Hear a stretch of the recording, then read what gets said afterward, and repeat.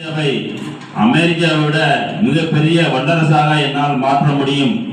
அதற்கு 3 கடமைகள் மட்டும் நீங்க செஞ்சா போதும் அப்படின்னு சொல்லிட்டு அப்படியே நிப்பாட்டாரு. அப்படி நிப்பாட்டினோன்னே ஒரு சின்ன வயசு பையன் எந்திரிச்சு கேட்குறேன், ஐயா என்னையா முதல் கடமை அப்படின்னு. நீங்கள் நல்லா படிக்கணும் அப்படின்னு லெனின் சொல்கிறாரு.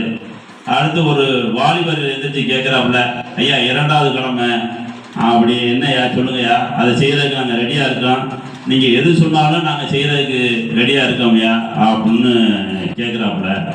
அதுக்கும் அவர் லெனின் சொன்னார், 2வது கடமையும் படியுங்கள் அப்படின்னு சொல்கிறாரு.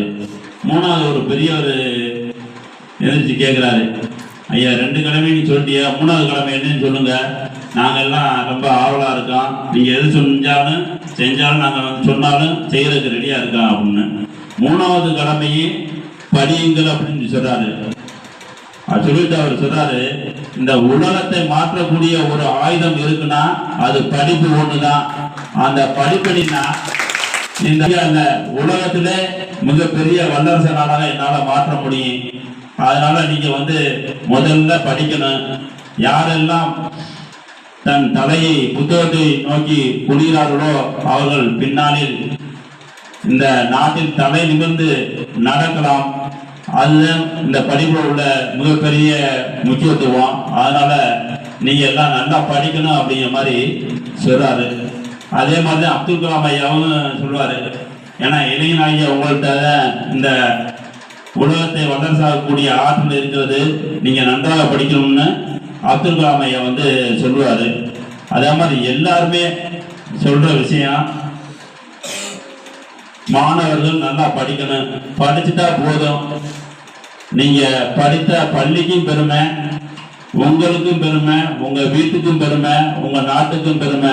ஆனால் நீங்க எல்லாரும் நன்றாக படித்து மிக உயர்ந்த நிலையை அடைய வேண்டும் என்று கூறி பேச வாய்ப்பளித்தமைக்கு நன்றி கூறி விடைபெறுகிறேன். நன்றி, வணக்கம்.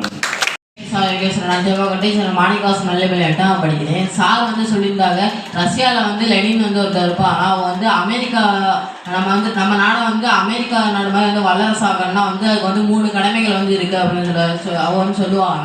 அதுக்கு அந்த ஒரு சிறுவர் கேட்பாங்க, அது என்ன கடமை அப்படின்னு கேட்கல, படிக்கணும் அப்படின்னு சொல்லுவாங்க. 2வது கடமை ஒரு வாலிபர் கேட்பாங்க, அதுவும் படிக்கணும் அப்படின்னு சொல்லுவாங்க. அப்புறம் ஒரு முதியவர் கேட்பாங்கன்னா 3வது கடமை என்ன, எங்களுக்கு ஆவலாக இருக்கு அப்படின்னு கேட்கல, அதுவும் படிக்கணும். ஏன்னா படித்தாதான் படிப்பு மூலமா இந்த உலகத்தையே மாற்ற முடியும் அப்படின்னு சார் சொன்னாங்க.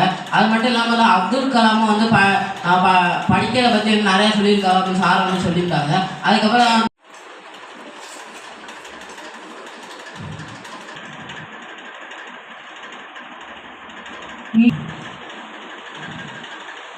जी